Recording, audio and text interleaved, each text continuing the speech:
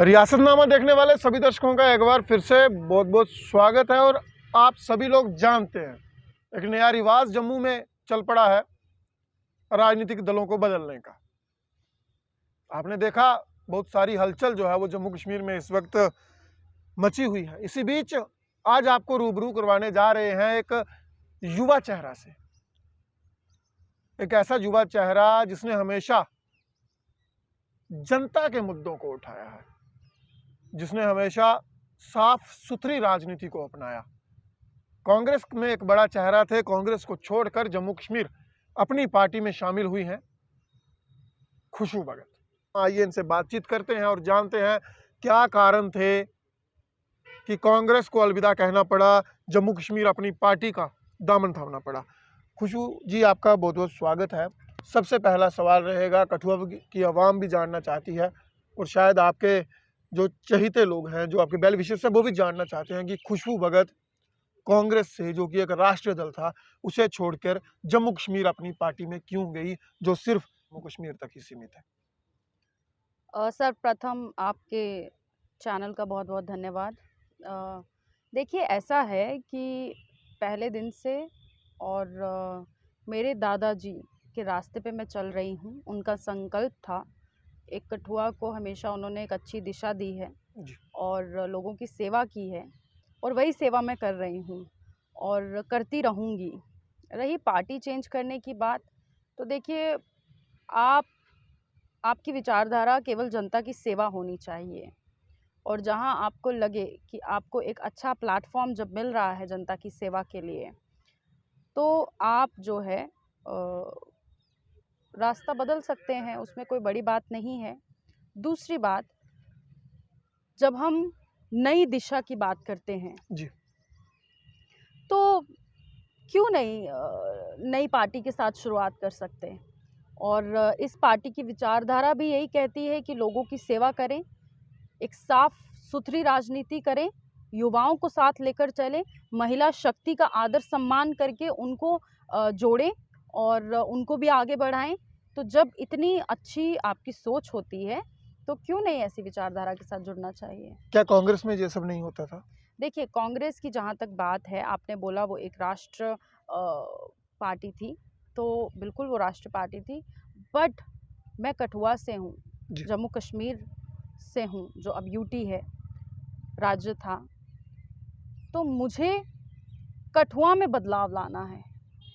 राज्य में बदलाव या यूटी में बदलाव आ जाएगा, वो हमारी पार्टी ले आएगी, लेकिन मेरी जिम्मेदारी कठुआ है। And I will make sure that in Kathua I participate completely, and I speak about each and every issue related to youth, related to women, related to my brothers, my sisters of Kathua, and most important, the future of Kathua. You are speaking about the main issues of Kathua. What do you think that Congress party, Congress party did it include you in its district team? क्या ये कारण था कि आपको लगा कि जहाँ पे वो चीज़ें नहीं हैं, इसीलिए आपने अपनी पार्टी का दामन थामा? देखिए, हम पार्टी बदलना की बात ही नहीं है, मुद्दा है लोगों की सेवा करना। It's about service of the people. It's about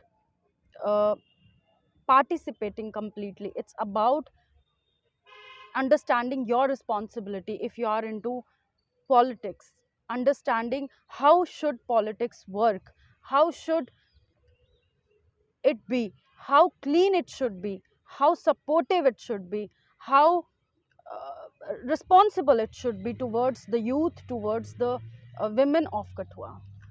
What do you think about the present scenario of Jammu and Kashmir UT, especially in the targeting killing in Kashmir? See, if we talk about the recent incidents that are happening in Kashmir, it's very saddening. It's really heartbreaking. But we have to understand that laborers come as our guests, as they come here to earn their bread and butter, and if we, it's our responsibilities to keep them safe. And whatever is happening in Kashmir, it's you know it it's very saddening that we we are completely free in a country, in a Kashmir, but still we see there is a terrorism. Why? It's been years and we still couldn't fight the terrorism, and it's very shameful for the previous political parties.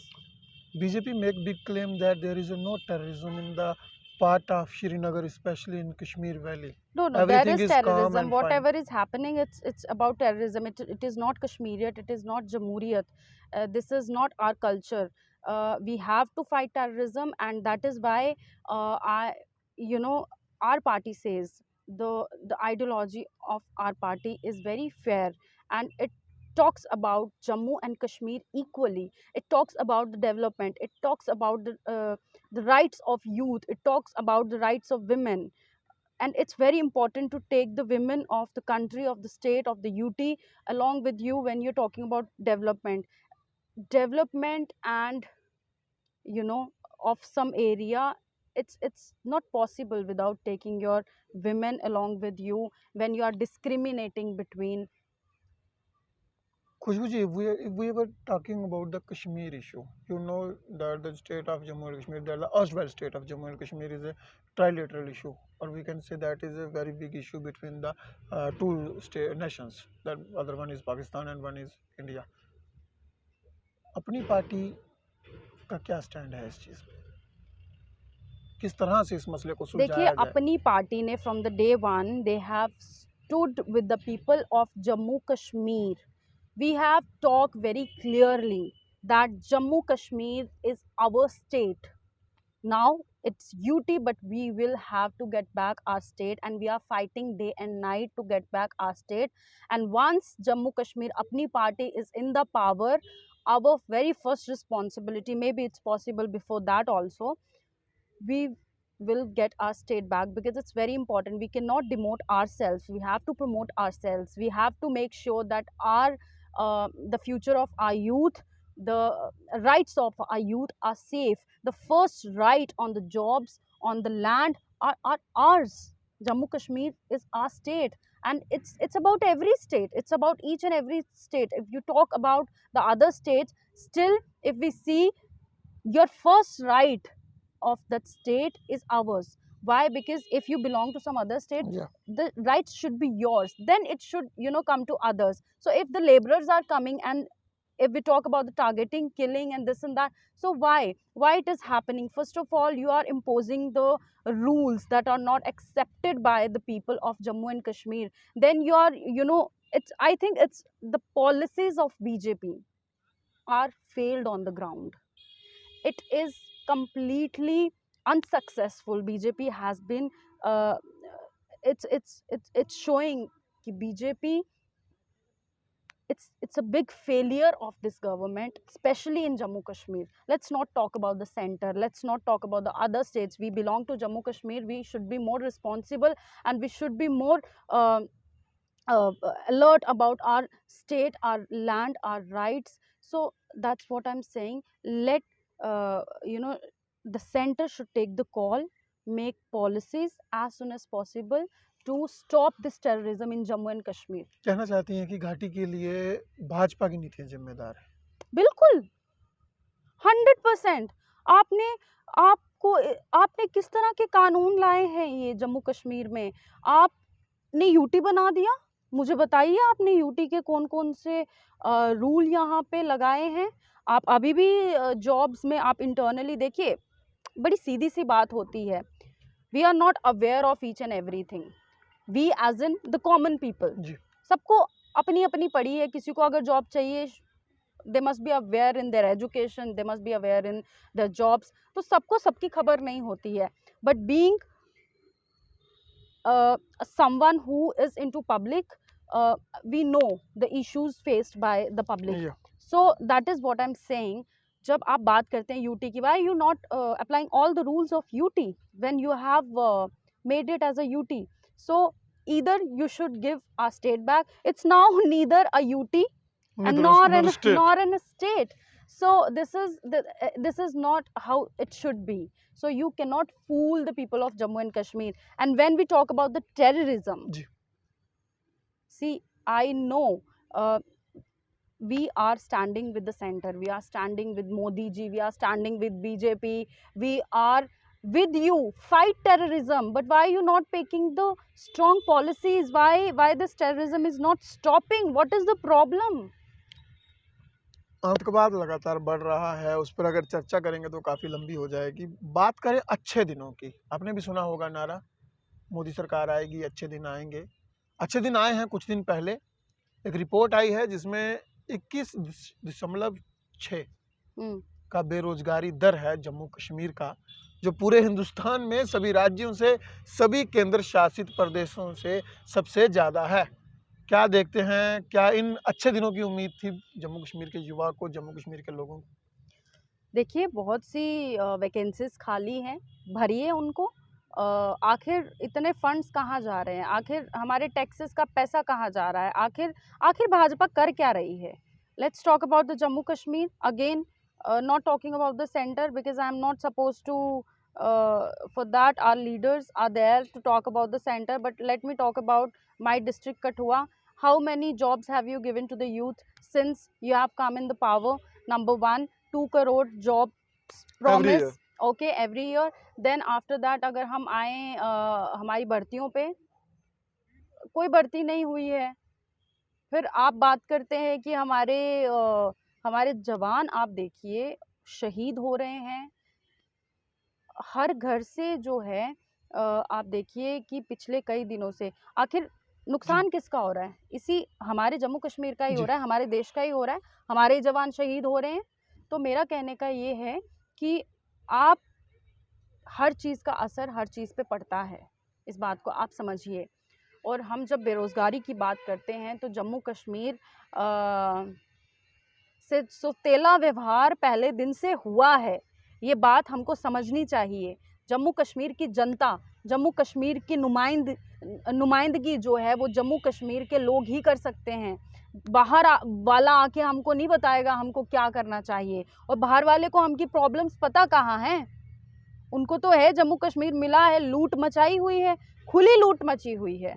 तो मैं ये कह देना चाहती हूँ कि देखिए, बाहर वाले आके हमको कोई जॉब्स नहीं देंगे, बाहर वाले आके हमारा भला नहीं करेंगे। ठीक है, आइए, आप काम के लिए आए हैं, काम करिए, आप जाइए, उसके बाद में लेकिन हमारे हक जो है, हमारी जो नुमाइंदगी है वो हमारे लोग करेंगे। देखिए, मैं आपको कह देना चाहती हूँ, जब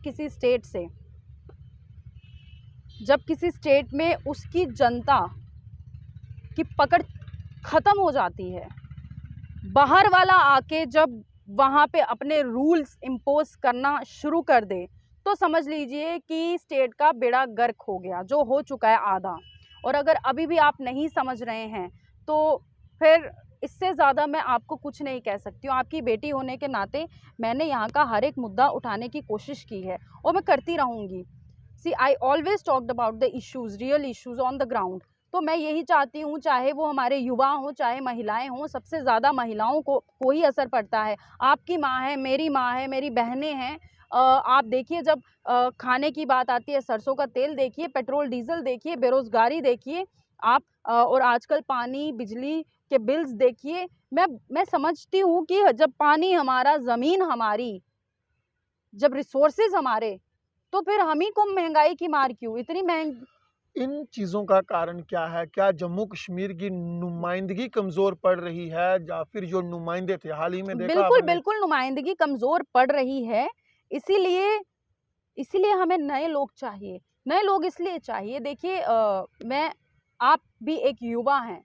जब हम युवाओं की बात करते हैं, जब हम पढ़ाई करते हैं, जब हमारे माँ बाप हमें पढ़ाते हैं और फिर हमारा जो डोर है वो एक ऐसे नेता के हाथ में दे देते हैं जिसको कुछ आता पता ही नहीं होता है, जिसमें एज डिफरेंस आ जाता है। वो तो यही सोचेगा कि भाई, अब तो मेरी यही उम्र है कि मैं अपने बच्चों के लिए, अपने घर के लिए पैसा कमा के ज़मीन जायदाद क्रिएट करके रख दूं, अब तो मेरी रिटायरमेंट का टाइम है। जम्मू जम्मू जम्मू के नारे लग रहे हैं लेकिन जम्मू में। तो मैं यही कहना चाहती हूँ, लेट मी कंप्लीट जी। My word. आप ऐसे नेता को चुनते हैं जो उस टाइम पे होता है जब उसको प्रॉपर्टी छोड़ के जानी है अपनी फैमिली के लिए, प्रॉपर्टी क्रिएट करनी है अपनी फैमिली के लिए। आप ऐसे नेताओं को क्यों चुनते हैं? आप युवाओं को चुनिए जो आपके एज में ज़्यादा डिफरेंस ना रखे, जो आपके मुद्दों को समझ पाए, जो आपको जॉब्स दिलवा पाए। आप ऐसे नेता को वोट देंगे जो जिसको पता ही कुछ नहीं है कि उसको क्या लेना देना आपकी नौकरी से, और फिर बाद में आप ही पछताते हैं कि हमने कैसे लोगों को वोट दिया, फिर 5 साल तक आपको भुगतना पड़ता है। मैं बात कर रहा था कि जम्मू जम्मू जम्मू के नारे लग रहे हैं, जम्मू की नुमाइंदगी की बात हो रही थी, लेकिन आपने देखा हाल ही में जम्मू से कुछ नेता जो हैं वो भाजपा में चले गए और रिवाज चल पड़ा है कि हर किसी को फटाफट फटाफट भाजपा शामिल करवाई जा रही है। क्या लगता है कि जम्मू कश्मीर में चाइना रूल लागू करने की नहीं, कोशिश ऐसा की जा नहीं रही है? है। जम्मू कश्मीर में चाइना रूल तो एटलीस्ट अगले 100 साल तक लागू नहीं हो सकता। वो इसलिए नहीं हो सकता क्योंकि यहाँ की जनता समझती है। यहाँ की जनता कुर्सी पे बिठाना जानती है तो कुर्सी से उठाना भी जानती है। और ये हिंदुस्तान है, यहाँ पे भले ही किसी चीज़ को टाइम लगे, लेकिन जब डंडा उठा लेती है जनता तो फिर वो बड़े अच्छे से भगा देती है, चाहे वो अंग्रेज हो और चाहे वो कोई भी हो। लेकिन मैं ये कहना चाहती हूँ कि जो जम्मू के नारों की बात करते हैं, जम्मू की बात करते हैं, जम्मू मैं बड़ी प्रैक्टिकल बात करूंगी और मैं जी। ये पूछना चाहती हूँ उन्हीं लोगों से कि जब आप आज तक सत्ता में थे तो आपने आज तक जम्मू के लिए क्या किया? टेल मी, आपने क्या किया जम्मू के लिए आज तक? ठीक है, मैं समझती हूँ कि चलिए आपके उतना ही दायरा था, आपने जो भी आपसे बन पाया आपने किया।